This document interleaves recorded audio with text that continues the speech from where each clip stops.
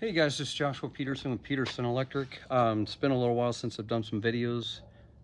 It is right now November 1st, 2022. And this is about doing a service upgrade for a historic home for my SEO guy. And when your panel is in a stairway, that is illegal to the code. If you upgrade, you have to change that. It is what it is.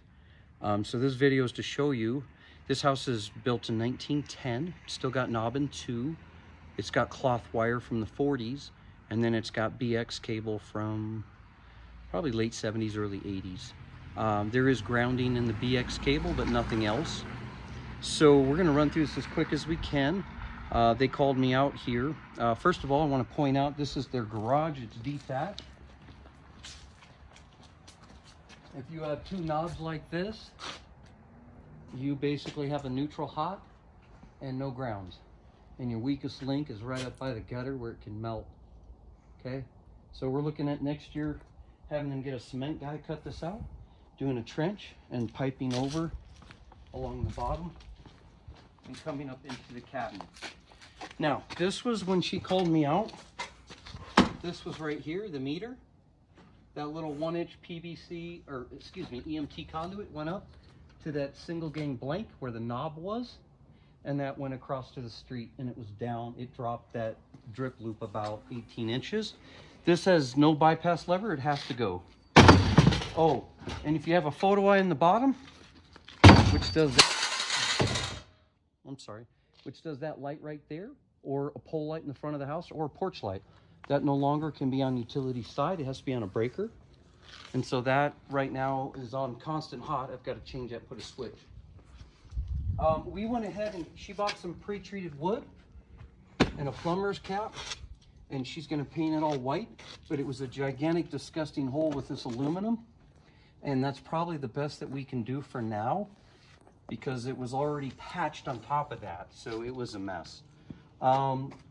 This is our new service. We built it next to it. It took us 2.5 days. The first day we came out and grounded, we had to go into the cement with our big hammer drill and then get this through the dirt. And then the second one is around the corner, kind of by the gutter. It was a lot softer.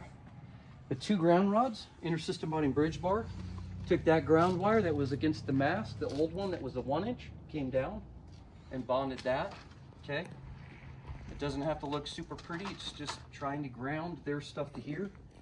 This is the new 2-inch GRC rigid conduit with strut straps all the way up for support. We took it all up 2 foot higher because the street, the rule is 18 feet. My van is 9.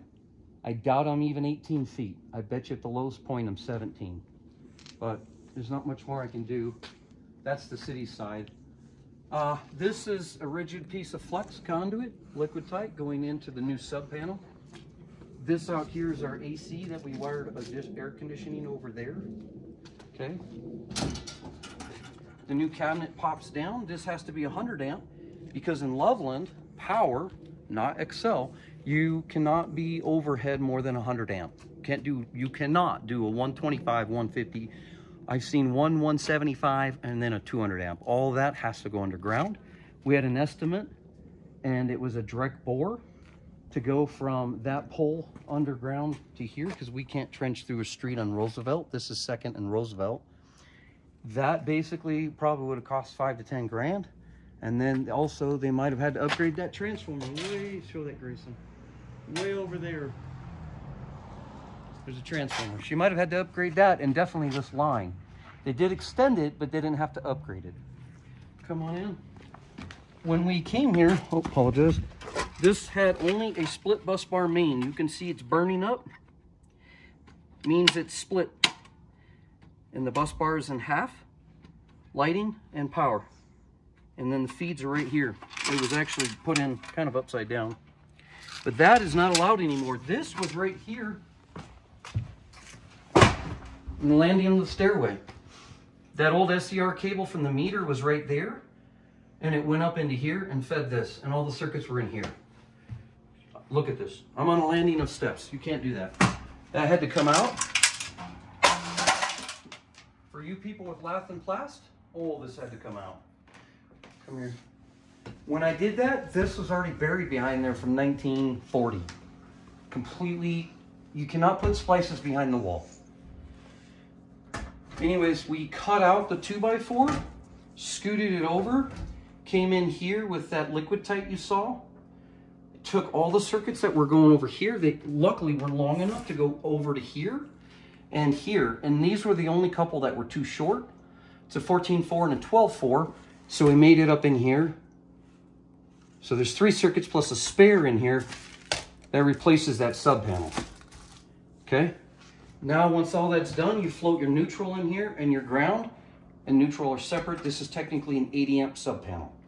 Okay, so I can write on here 80 amp, 120 volt, 240 volt, number 2 ALM SER cable up to 100. But I already have a 100 amp out there, so I put an 80 on it. It really doesn't matter. This is just some lighting circuits. We'll probably put a future range in there, but these are all their old circuits. I do not have to arc fault. I am less than 6 foot for my splicing. 210.12b, I think, exception whatever.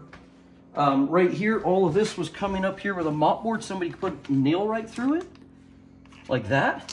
So we cut it out and put it all in and put a notch plate to protect it. Okay, we'll be rewiring this house here next week and getting a lot of knob and 2 out of here and rerunning new circuits, and I will show a video on that. If you're thinking about trying to do a service change yourself, you're crazy. I wouldn't do it. You should be licensed. You need a knockout set. You're gonna need all kinds of bits, whole bits, whole sub, unibits, paddle bits, Linux, all kinds of different things, guys. I just think there's a lot into this. This usually does take someone licensed to do this. You can cut that off, and that's where they do it. And then if you're rewiring your own home, that's up to you. The service change is based upon re-energizing what was existing, but us re-energizing customers' wiring that are not experienced, we won't typically energize their work. So it's just a liability with our insurance. So, but anyway, so this is kind of the nuts and bolts of it. Just take a quick view. This is the kitchen. They're going to be taking out drywall all the way around this, just so we can put in some 20 amp circuits rated for the kitchen. And then we'll do some lighting circuits. It's an attic above, and downstairs is a basement, and we're gonna have to just cut some holes in the drywall to get some of the power up above into the floor here. Anyways, guys, thanks for joining us. Hopefully that helped you out. If you're looking at doing a service change upgrade, historic area, Loveland, again, 2nd and Roosevelt is this area. Just keep that in mind. Some of the rules apply for the permit, and the utilities also to look at it for us to re-energize the house. Thanks, guys.